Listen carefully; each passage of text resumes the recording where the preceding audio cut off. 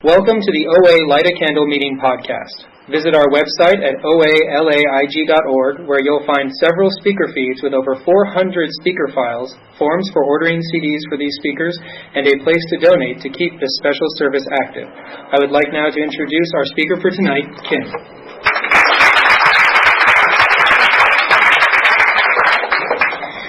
Hi everybody, I'm Kim and I'm a compulsive overeater and a grateful member of Overeaters Anonymous. Hi Kim. And when I walked in tonight, first Mickey greeted me, then I got upstairs and a couple of ladies greeted me, and then I came in the room and Aaron greeted me, and I thought, oh my God, I feel so welcome. And I thought, of course I do. I'm in Overeaters Anonymous.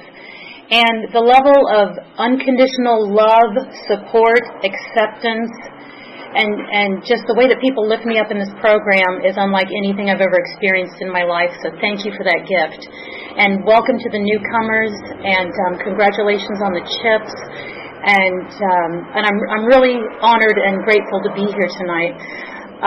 And at first, of course my ego kicked in when you said podcast. I'm like, oh, you're recording this. Damn, it better be good. And then I hear Robin say that she got her abstinence through listening to this podcast, and it touched my heart and humbled me so much, because this place is magic to me.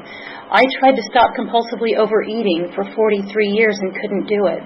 And in the room with your love and support and through the 12 steps, I've been able to do that. My abstinence date is November 13th of 2000. I've given away about 75 pounds from my top weight and 65 in program.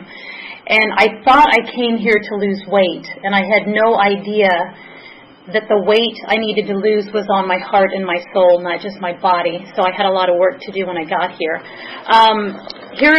This is just like 10 years of evidence from the crime scene. I am a hardcore yo-yo dieter. I would gain and lose 50, 60, 80 pounds at a time. People would see me and they'd either be like, oh my God, Kim, you look great, or they'd be like, oh my God. Oh, it's good to see you. Because when you gain 60 or 70 pounds in 6 months, people are a little shocked and amazed when they see you again. And the irony of my compulsive overeating is that I got sober 10 years before I ever took a look at my relationship with food. And I'm really grateful to Bill and Bob for the 12 steps. And I'm really grateful for my sobriety in that program, because I never would have had the courage to come here and deal with the food thing had I not already had recovery in that program. So for everyone that food is your first foray at recovery, kudos to you. You're braver than me. But the truth is that food is my first addiction. It's my most hardcore addiction, and it's the last one I was willing to take a look at and give up, because it was my best friend, my lover, my comfort, my joy, my everything, my entire life.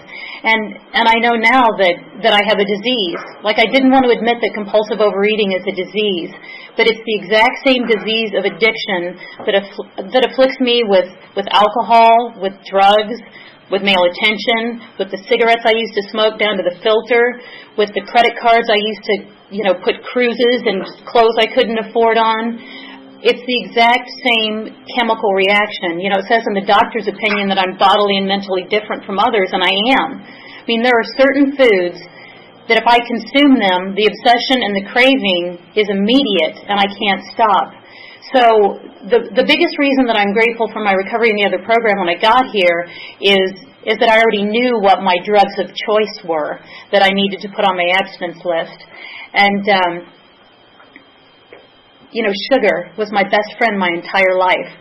And my mom says I was actually even an overeater as an infant. I was a premature baby, and I don't know if that has something to do with it, but she said when she would feed me, she would physically have to take bottles of formula away from me because I would keep eating until she stopped me. And that totally makes sense to me today. Like, I was a compulsive overeater from the get-go. But as a child, I probably had social anxiety disorder and had panic attacks and things, and so food, my comfort was always right there, and sugar was my thing.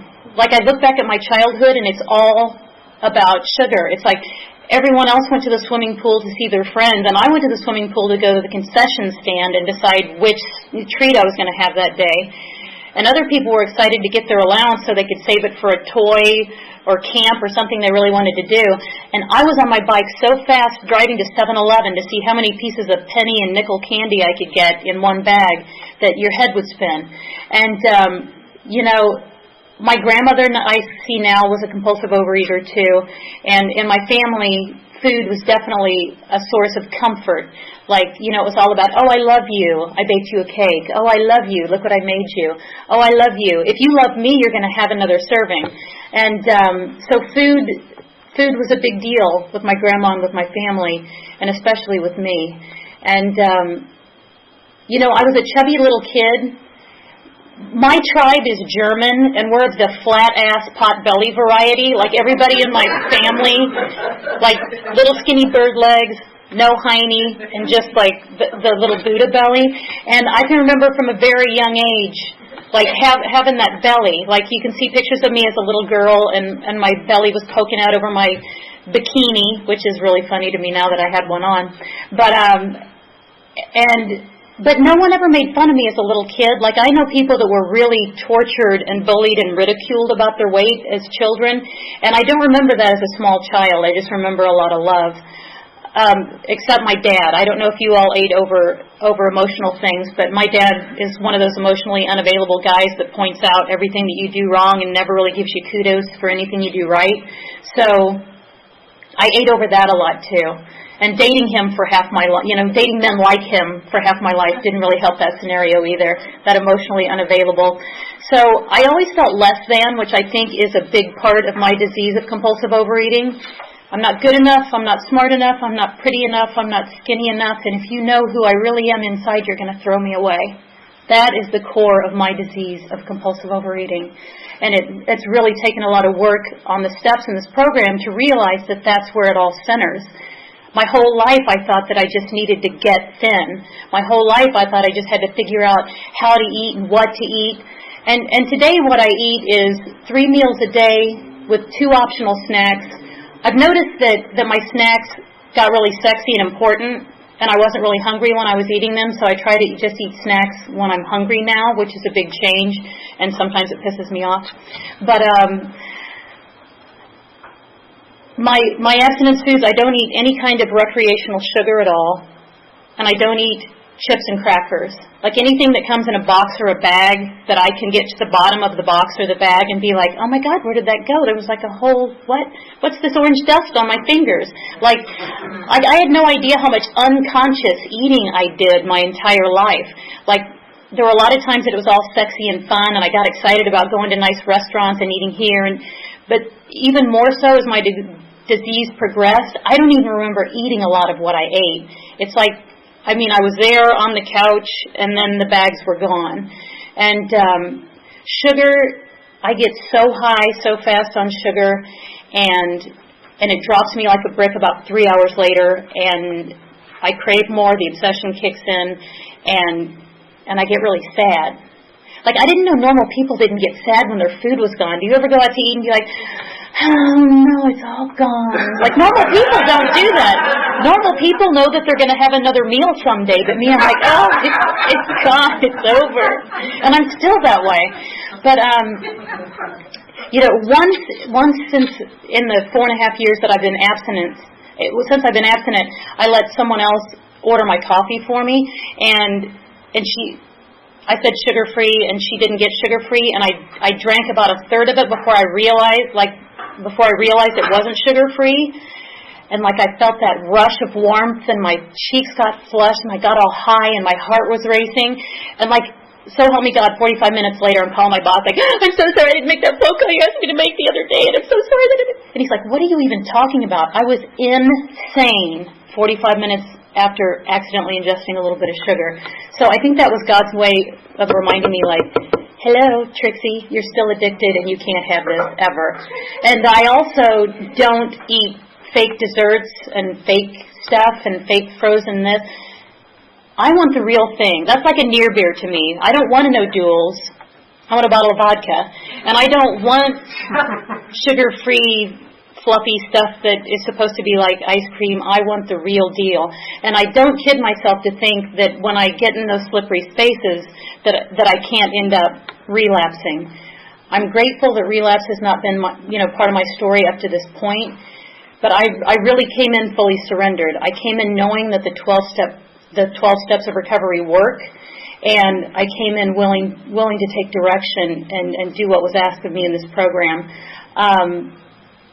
I got a sponsor right away, and she is a lovely, wonderful woman, and she was just really kind and loving and never pushed me. And now my sponsor's a little more direct with me, like, well, how's that working for you, And I like that. That's working for me today. But I'm just grateful to be abstinent because I don't have to do all of the insane things I did when I was out there. I mean, like I said, I was a yo-yo dieter. I gained and lost weight repeatedly. I didn't even realize that bulimia was part of my story until I got to program because I was an exercise bulimic. I mean, normal people don't go to the gym for 3 or 4 or 5 hours and then reward themselves with food, And normal people, like at Weight Watchers, I was at goal weight 5 times at Weight Watchers, 5 times. And each time I would go and celebrate with a big, huge gorge of a meal. And on those photos, you can see that bodybuilding picture. I looked like that for 10 minutes.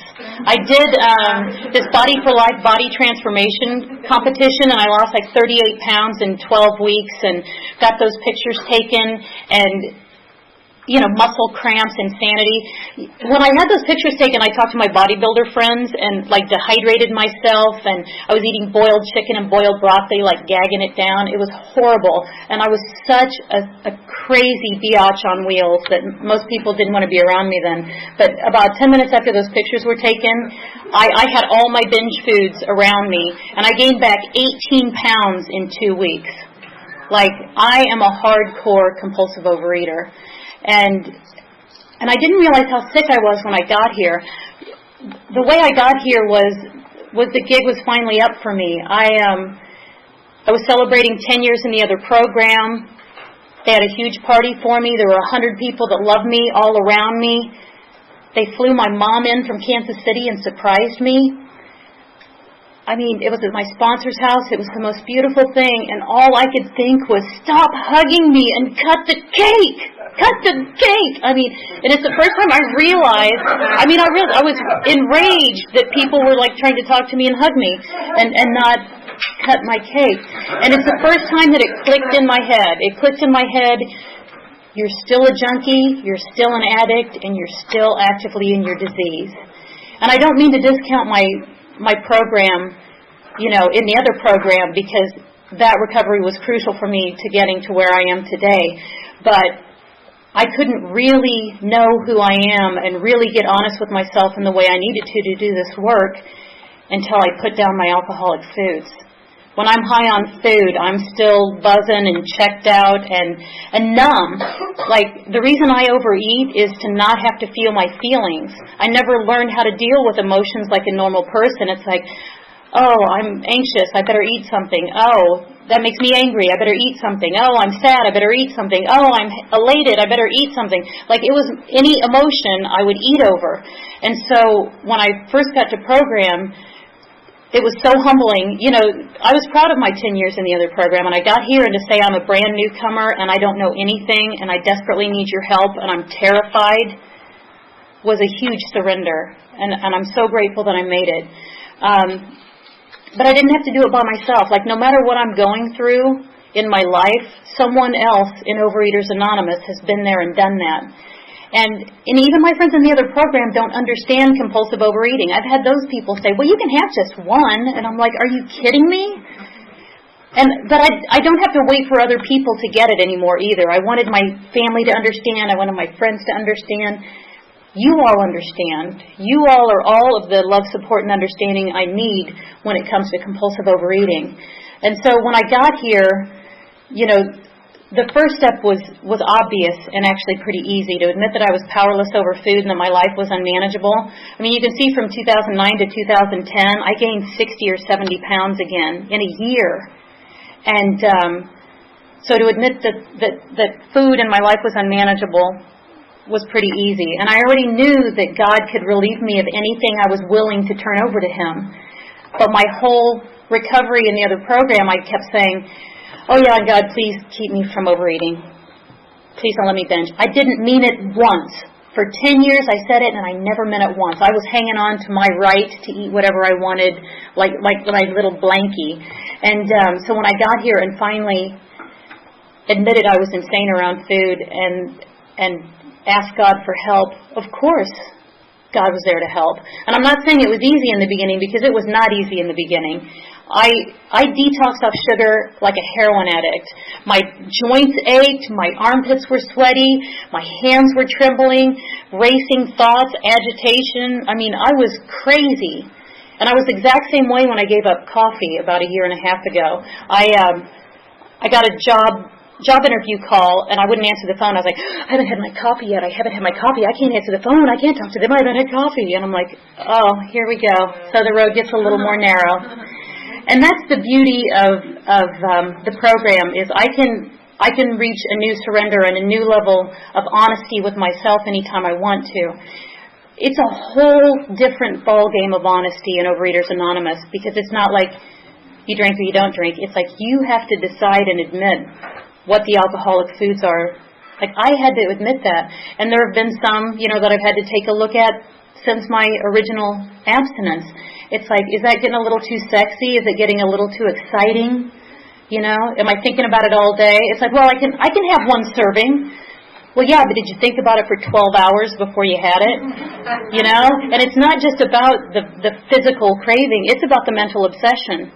Like, to have been free of food obsession and have a clear mind and be connected with other people emotionally and spiritually is such an amazing thing that when I start getting on the hamster wheel again, I don't want to be there. And it doesn't mean I'm always willing to surrender immediately, but eventually I get there. And my inventory in Overeaters Anonymous was eye-opening. I thought, I've been working the steps for 10 years. What am I going to learn? I stopped harming other people working the steps in another program. I stopped harming myself working the steps in Overeaters Anonymous.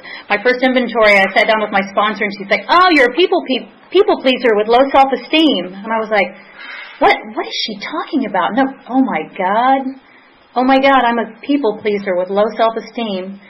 I've lived my whole life doing what I thought you wanted me to do, wanting desperately for you to love me and accept me and tell me I was a good girl and I was doing it the right way.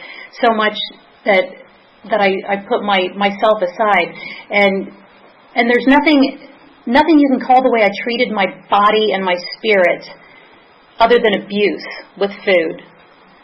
I mean, when I got to program, I was on 2 antidepressants, I was on acid reflux medication, I was on high blood pressure medication. I had, sorry guys, like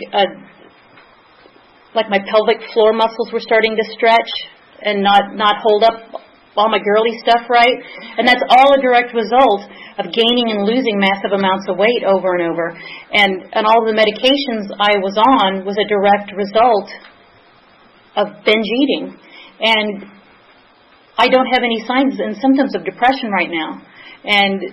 And I'm not saying that's right for everyone. I firmly believe that whatever outside help we need to get it. And if I ever do get clinically depressed again, I plan to take whatever direction that my doctor gives me. And but like all of those medical symptoms have been relieved. So the way that I treated my body and the way that I treated my spirit, like I treated myself like a piece of garbage. I treated myself like I was disposable. I treated myself like I didn't deserve love and happiness and success. And through working the steps in Overeaters Anonymous, I've learned how to love myself and accept myself and treat myself with the same courtesy and gentleness most of the time that I learned to treat all of the rest of you with a long time ago. And that's been a huge part of my recovery. The character defects that still pop up all the time, self-righteousness and judgment are still in my head sometimes. If I'm in fit spiritual condition, I can meet someone and think, they're a child of God doing the best they can do to get by. And if I'm not, then I think, what the hell is wrong with her? And I'm going to tell her what, But the good news is I don't use my out loud voice anymore. Before I was introduced to the 12 steps of recovery, it was like I had Tourette's. Like, I would say and do anything. If he would have told me, to keep the share PG, I would have been like, sorry, baby, I can't help you. Like, anything I thought, I said. I was reactive. I was insane, and I don't have to live that way today. And the low self-esteem stuff, I still have to work on all the time too. I still have this, like I'm a singer, and I'll, reach a certain point, and it's like, oh, I'm kind of comfortable here. I don't want to push this any further. Like, I get scared. And same thing with work right now. Like, I'm bored with my job, and I could do something more challenging than the job I'm doing right now. And I'm like, oh, but it's kind of safe and comfortable. So holding myself back is definitely part of my disease of compulsive overeating. But I know that that's a choice, and I know that there's contrary action to take anytime I'm willing to take the next right action. And I also try to stay in the present, right here, right now. What is the next right action I need to take? Is it to call my sponsor? Is it to prepare my next healthy meal? Is it to send out that one resume to that one person that asked for it? What is the one next right thing I need to do? Because part of my disease is that I want to plan the whole rest of my life right now today and then get on with it and go be gleefully happy. And it just doesn't work that way. Like, anytime I'm trying to control and manipulate and plan everything, I get insane. And then as soon as I'm trying to do that in my life, I'm trying to do it with my food too. Well, maybe I need to go on a juice fast. Well, maybe, insane thoughts start popping into my head. And I've dieted in recovery, and I don't recommend it. Like, as soon as I try to turn the spiritual program of recovery into a diet and lock down the food and make it perfectly clean, the insanity returns. Then I'm trying to control it. So I just have to trust that whatever body I'm in today is the one that God wants me to be in. And I just have to trust. Lately it's been I have to trust that I can be hungry. Like, giving up those snacks, I really think I'm going to die when I get hungry. I mean, it's like the heart starts racing. I'm like, oh my God. I'm not going to die. I can report now that I will not die if I get hungry. But it's taken me a few months to figure that out because I never let myself get hungry before. So there's always more work to do. And, making amends, I thought that I only hurt myself overeating, and I didn't realize that I was so emotionally shut down and guarded and defensive that it affected everyone around me. And God bless my ex-fiancé. Like, I shut him out sexually, emotionally, all of it. And because I thought I was repulsive. Who but an addict thinks, oh, that guy's really attracted to me. What's wrong with him? What a loser. Like that is what my disease tells me. And so I definitely owed him an amends. And, continuing to take personal inventory in this program is almost automatic now. Like, going to meetings, talking to my sponsor, working the steps, giving this gift away to others, and being as honest, open-minded, and willing as I can be is a part of just the way my day goes. And I used to revel in being like a sarcastic, hurtful person, and I can't believe I used to be that person. I would put people in their place, and I can't believe that I used to think, like, what? Oh, she's kind of self-conscious about her ex-husband. Maybe I'll mention him. Like, I can't believe I used to talk to people that way and hurt people on purpose, and that's not the person that I am today. And I also don't harm me today. And that doesn't always work out, without the help of others. I make a lot of phone calls, and I'm connected to a lot of women in this program. Prayer and meditation is hugely important in my life, and I still don't do it every day. When I'm asking for God's guidance, I have to get quiet. And I used to think meditation was like some transcendental, big, huge, changing planes of existence. And all it means to me now is that I just have to get quiet so I can hear God's voice over all the chatter in my head. And sometimes it's uncomfortable to get quiet, like I'll get quiet and I want to do things and I want to, I need to call that person, I need to return that email. Like things start popping in my head and I just can like dismiss it and just get quiet for a few minutes. But, part of being an addict, I think, is being a petulant child too. It's kind of like, going to the gym makes me feel good and I'll go for a while every day or every other day, and then I'm like, I don't want to do that anymore. Same thing with prayer and meditation. I'm like, oh my God, it transforms my life. I feel so good when I do it. You can't make me today. And I'm like, who does that but an addict? So I've been trying to get back into my daily prayer and meditation. Working with others is a huge, huge part of my recovery. I sponsor quite a few women right now, and they change my life more than I could ever hope to change their life. Giving this gift away and walking another member of Overeaters Anonymous through the steps is a miracle. And like to watch the light come on in someone else's eyes when they get it, and watch them when they're willing to lock their abstinence in. We're all afraid, but we get to do this thing together. And to have them come and love me and support me when I'm speaking at meetings, which is awesome, to get to be part of people's lives like that. And my new sponsor is part of this meeting, and she's already changed my recovery. She's the one that was like, well, are you hungry are you hungry when you eat those snacks? And it's like, no, not necessarily. Do you need that snack? Yes, I need that snack. And the truth is I don't always need that snack. She's gotten me back in the step work. She said to me,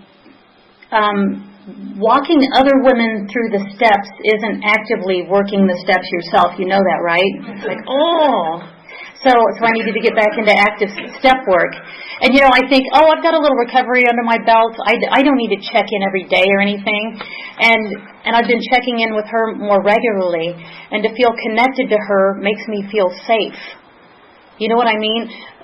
I think my other sponsor, I wouldn't contact her enough. And then if I would be having an obsessive food thought or get upset at work, I was like, I don't want to bug her. I haven't really been talking to her all the time. I need to stay connected all the time so that channel of communication is open and the safety and the comfort is there to reach out to that person all the time.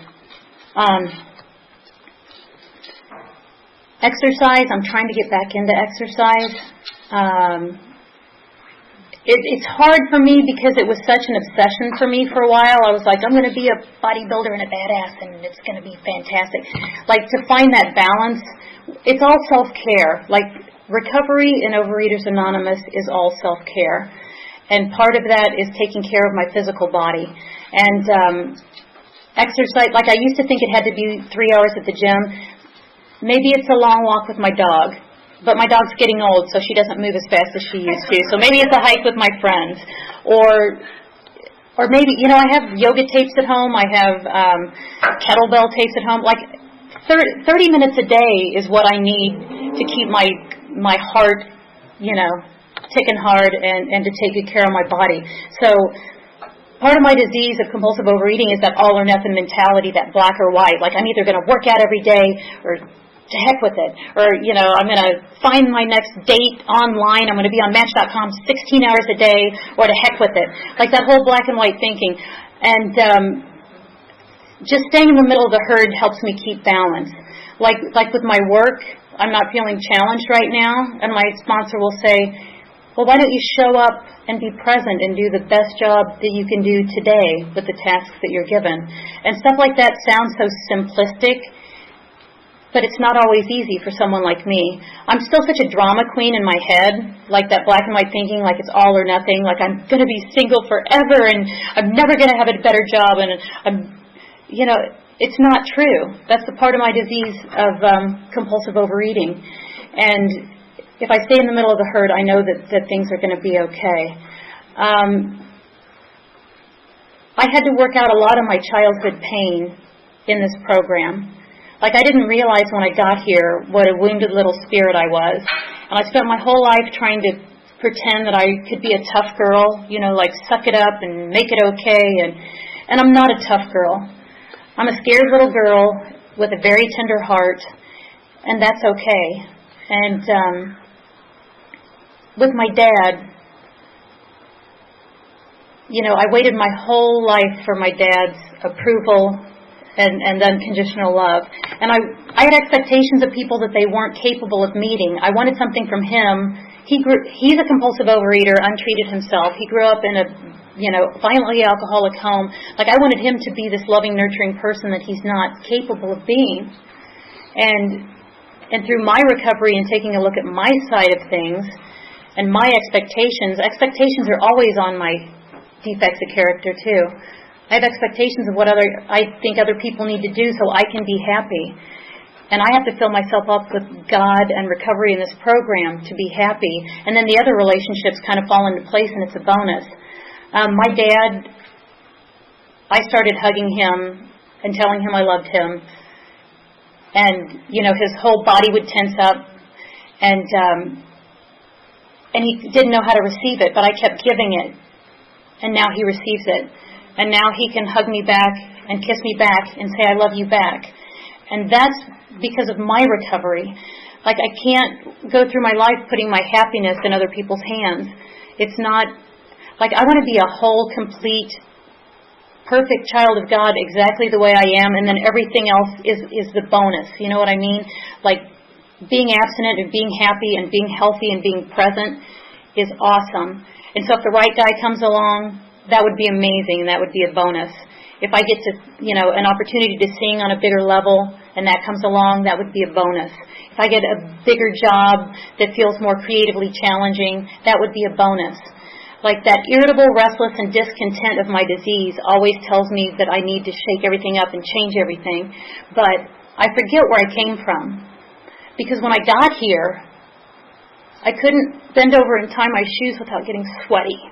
That's the truth. My belly was in the way. I couldn't bend over and tie my shoes without breaking a sweat. And I thought, God, if I can just be a normal-sized person, I'll give up everything. That's all I need. And then I got to my normal body weight and found out that was a big fat lie. That's not necessarily true. On a good day when I'm spiritually fit, that's absolutely true. And I am grateful to be in a healthy body, at a healthy body weight, present in my life, and not harming myself. But I still get in my head about it. I still, but that's when I know I have other work to do, and it's not about the food. When my first sponsor said, Kim, this program is not about the food. It's a spiritual program of recovery. I was like, I don't know what she's talking about, but I'm here to lose 65 pounds. And it's not about the food. I have to look at the ism. I have to figure out the underlying causes and conditions that make me compulsively overeat. I have to look at the alcoholic foods that I need to give up because they affect my brain and my body, and I can't stop eating them when I start. I need to give up my will and trust that God has my best interest at heart. And if I do those things, I can have a happy life. And everything good in my life is because of recovery. Everything good about my character, all of the relationships that I have. My family relationships are amazing today. My working relationships, I used to be such a pain to work with, and those are all good. My friendships are the most kind, loving, supportive, wonderful friendships I've ever had in my life. Dating, I'm still working on.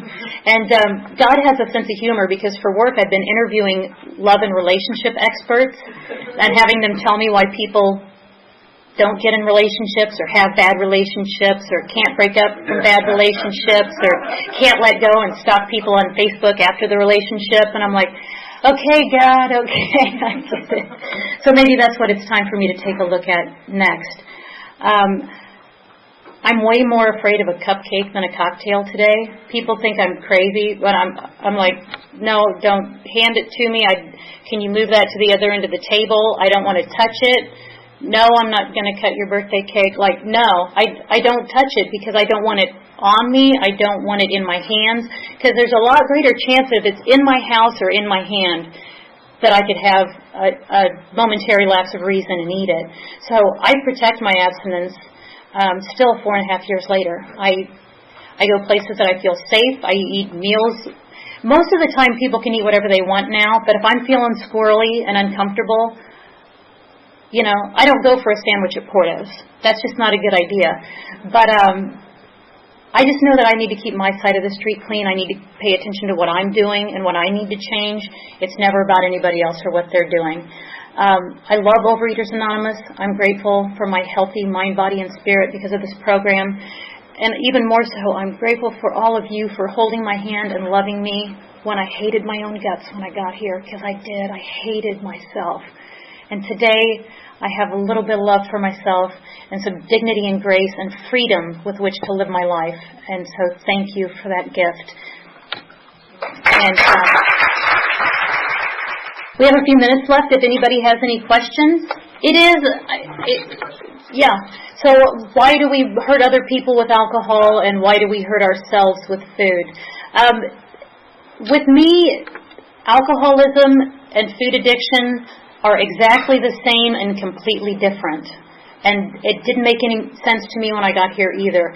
I think the harming other people when drinking was about being so completely out of my mind and out of control, being, a menace to society, basically, drinking and driving and acting out and, really doing insane and dangerous things that harmed other people. The food part it's been my dirty little secret my whole life. And Easter, like walking through the stores in Easter, I see I used to go to CVS and go hide in my hotel room on the road. Like, that's self-harm. And that's me not dealing with what other underlying emotions I need to look at to stop that pattern of behavior. I hope that answers your question. My higher power is very different from the Judeo-Christian punishing God that I grew up with. I grew up in a fire and brimstone Pentecostal kind of church. Yeah. Oh, yeah, I'm sorry. Oh, so what is my higher power and how do I connect with him or her today? My higher power is very different from the one that I grew up with. I had a very punishing God that I was afraid of when I got here. Today, to me, there's one God, Spirit of the universe, higher power, Mother Nature, like whatever you want to call it works for me because I think that there's one creative force, loving force, and it's what connects all of us to each other. It connects all of us to each other. It connects me to my dogs that I love. It connects me to nature. It connects me to everything. Like, I think that we're all part of the same substance.